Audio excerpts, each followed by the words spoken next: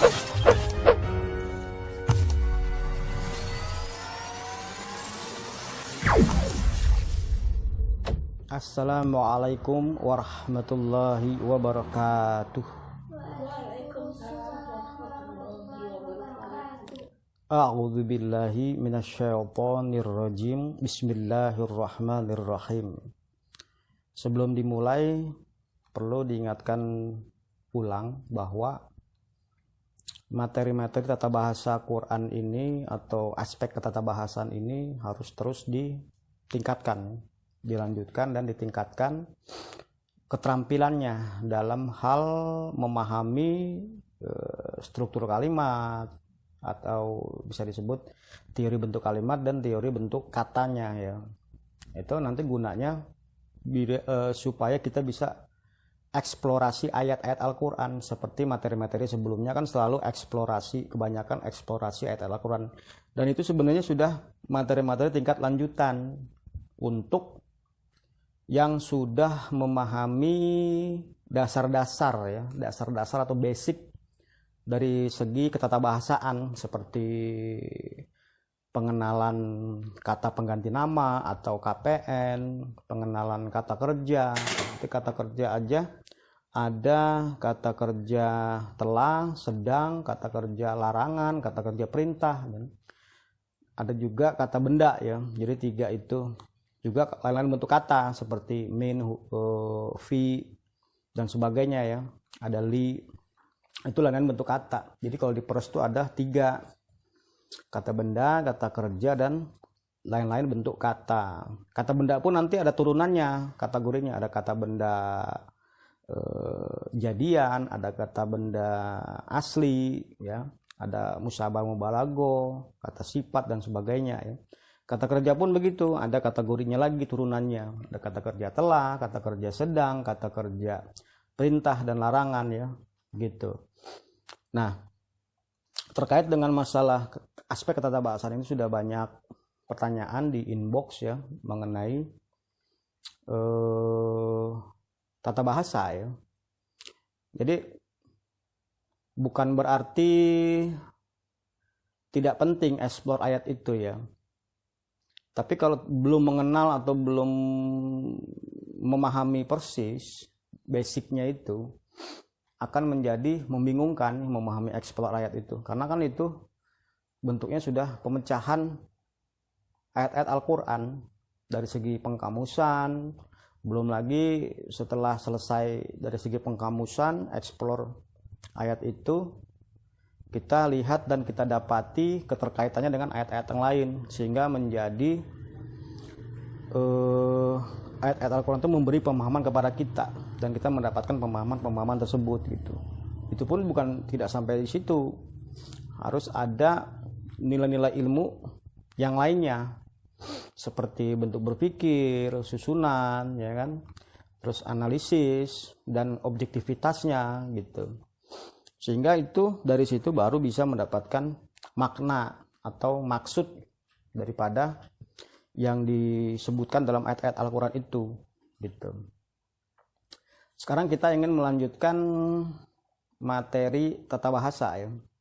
Kemarin sudah dibahas kata kerja telah dengan contohnya yaitu rafa'a, kata kerja sedang ya dengan contoh katanya itu yarfa'u ya.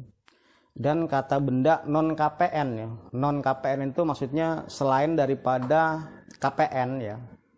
Ya, kata benda bisa apa aja itu selain KPN, selain kata pengganti nama.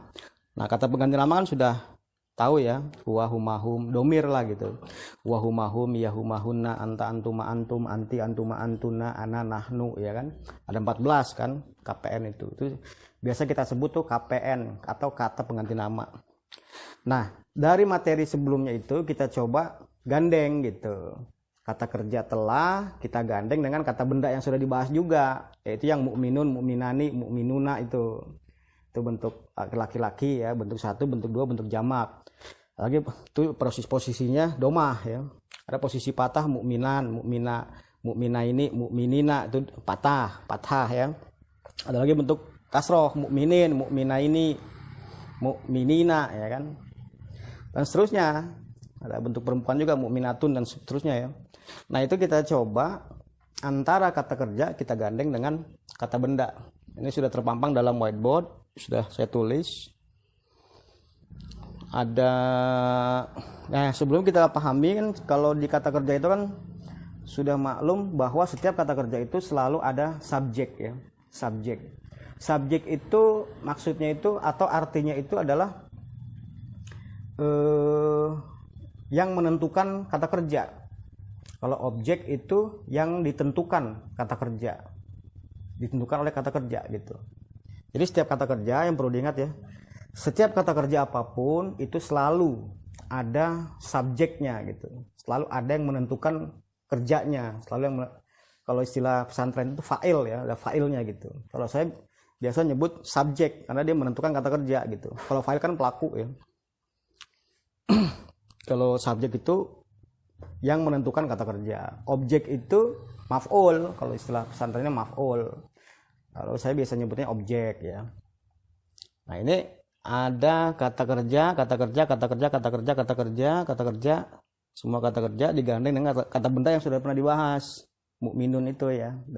Ini hanya contoh kata ya, contoh kata yang digabung. Nanti dalam membuat kalimat, apalagi untuk percakapan sehari-hari ya, itu bisa ngambil dari kosakata, kamus-kamus. Tinggal kita harus bisa mengenal mana kata kerja, mana kata benda untuk menyusunnya menjadi kalimat dan bisa digunakan untuk percakapan sehari-hari gitu. Nah, kita ambil contoh ini dari yang sudah ada kemarin ya, rofa'a. Rofa'nal mu'mina. Rofa'nal ini subjeknya apa? Kami atau nahnu ya, nahnu. Jadi rofa'a, rofa'u, rofa'at, rofa'ata, rofa'na. Rofa'ta, rofa'tuma, rofa'tum, rofa'ati, rofa'tuma, rofa'tunna, rofa'tu, rofa'na. Jadi wahumahum dan seterusnya sampai rofa'na panjang, nahnu kami. Jadi subjeknya kami.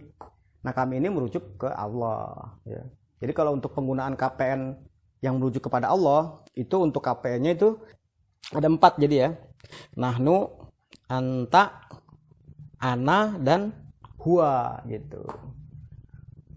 Tidak pernah Allah menggunakan hum, huna, huma, nggak pernah.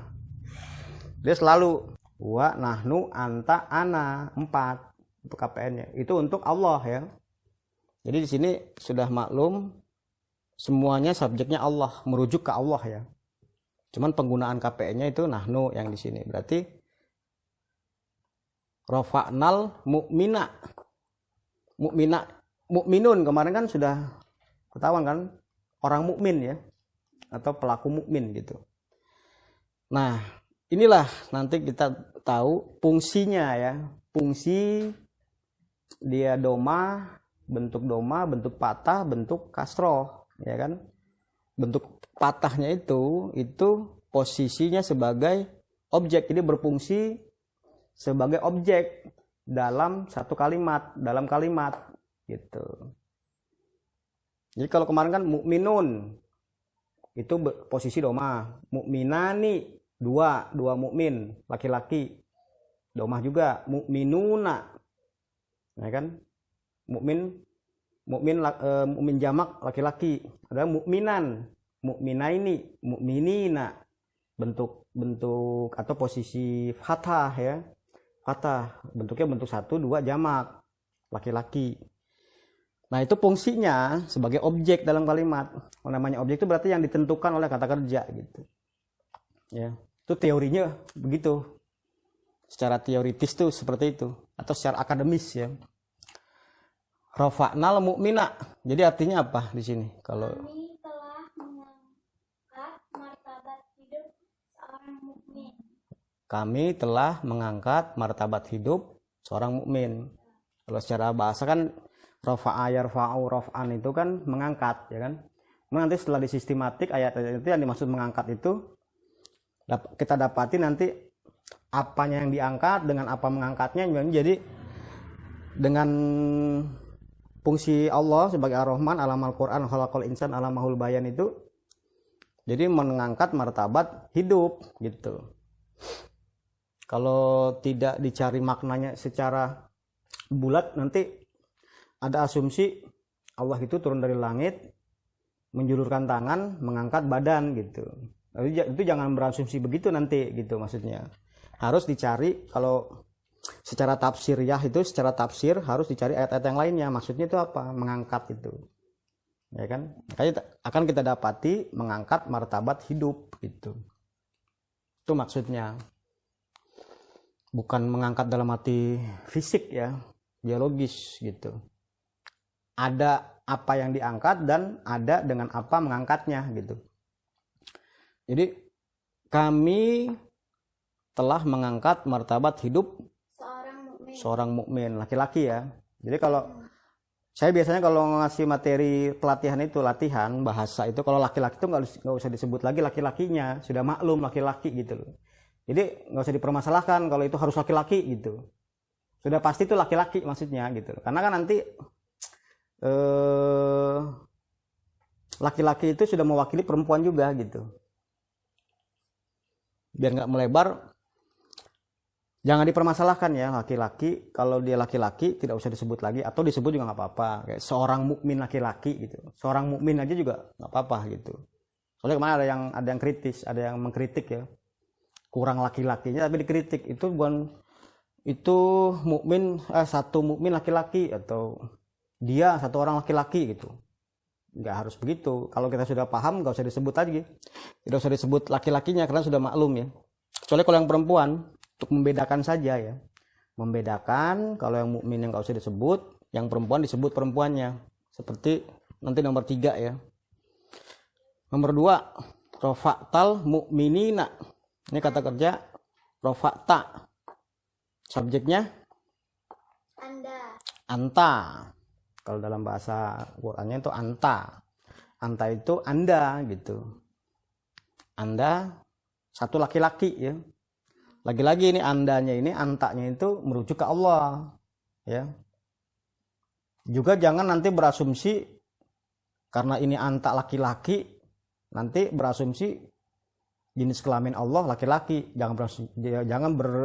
Jangan menggambarkan seperti itu ya. Karena ini jenis kata ya, bukan jenis kelamin. Walaupun jenis kata itu bisa digunakan dalam konteksnya untuk jenis kelamin, tetapi tidak melulu gitu ya. Bisa juga benda lain, benda mati bisa, tapi jenisnya jenis laki-laki bisa gitu. Itu kadang-kadang jangan sampai salah ya, itu jenis kata ya, bukan jenis kelamin gitu. Kenapa Allah nggak bisa digambarkan? Karena dia bukan makhluk ya. Karena Allah bukan makhluk, tetapi khaliq, pencipta, bukan yang dicipta ya. Rafa'tal mu'minina, artinya Anda telah mengangkat martabat hidup 2 orang mukmin laki-laki. Mukminina tuh jamak, bukannya 2 laki-laki.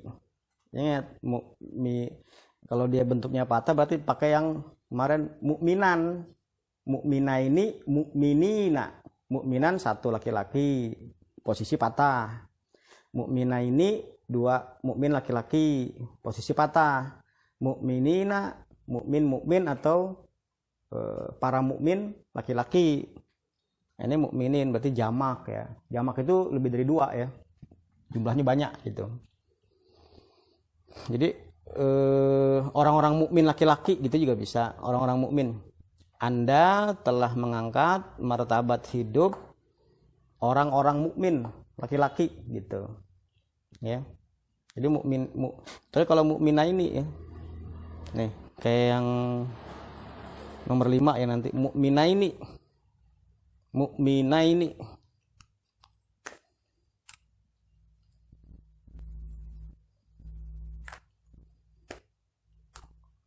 Jadi ulangi, rafa'tal mu'minina. Artinya? Anda telah mengangkat martabat hidup jamak orang-orang mukmin. Anda telah mengangkat martabat hidup orang-orang mukmin. Jadi tinggal gandeng aja,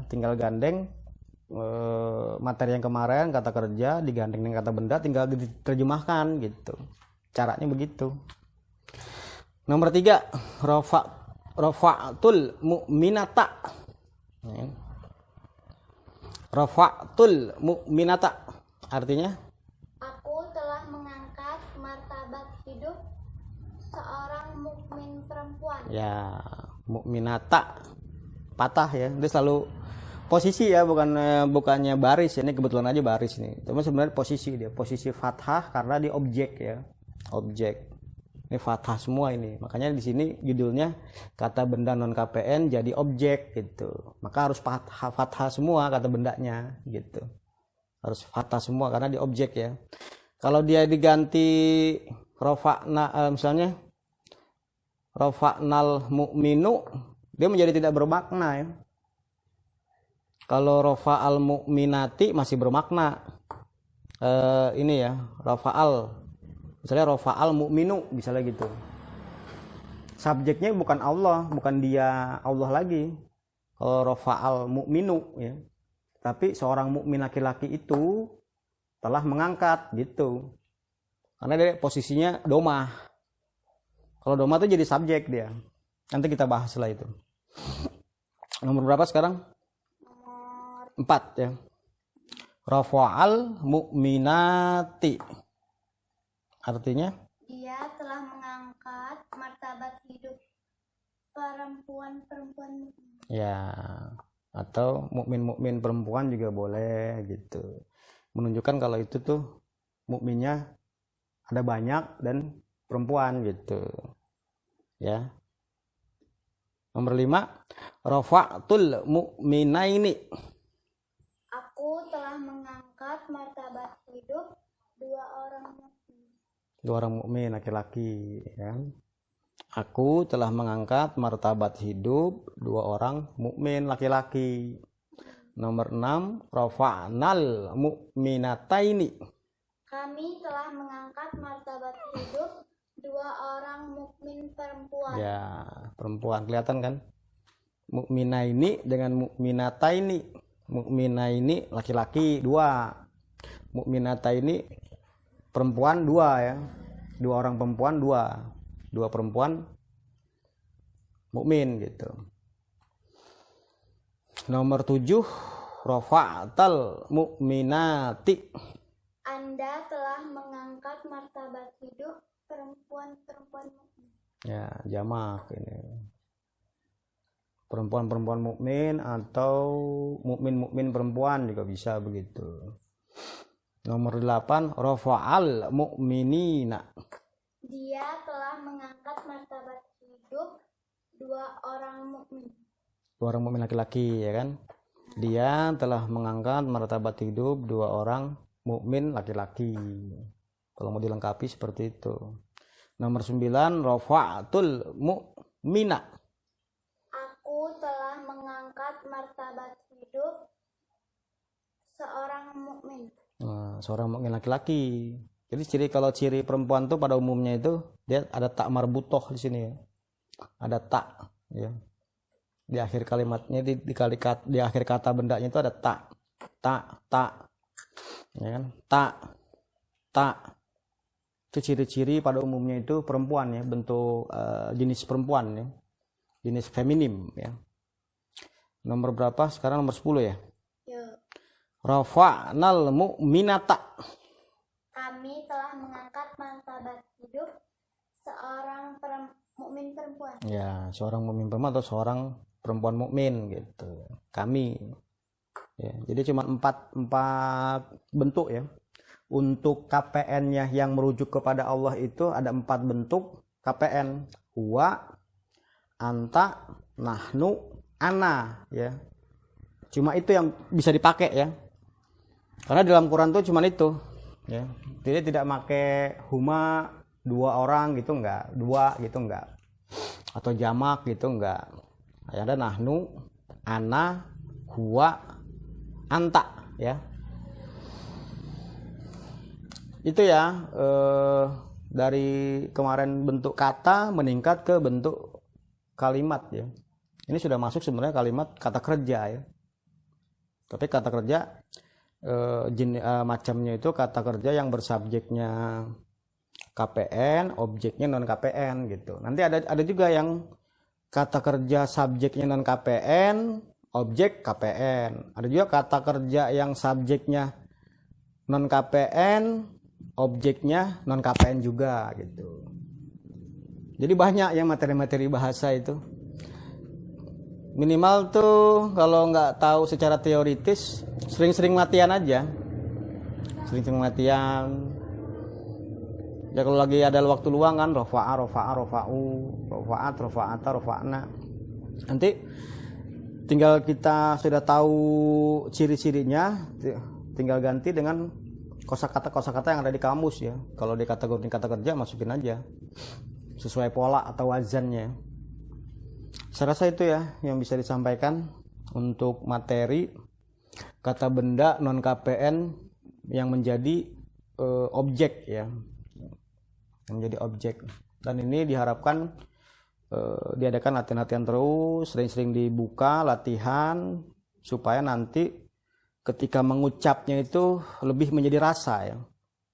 Tujuannya ke sana sebenarnya. Ketika mengucap ayat-ayat Al-Qur'an dalam sholat, dalam berdakwah itu benar-benar menjadi rasa gitu loh. Tahu cita rasanya lah kalau istilah makan itu. Makan itu tahu rasanya, mengenal itu. Manis, asamnya segala macam itu mengerti, mengenal itu. Itulah gunanya belajar bahasa. Baik, itulah bisa disampaikan. Semoga bermanfaat. Wassalamualaikum warahmatullahi wabarakatuh. Waalaikumsalam warahmatullahi wabarakatuh.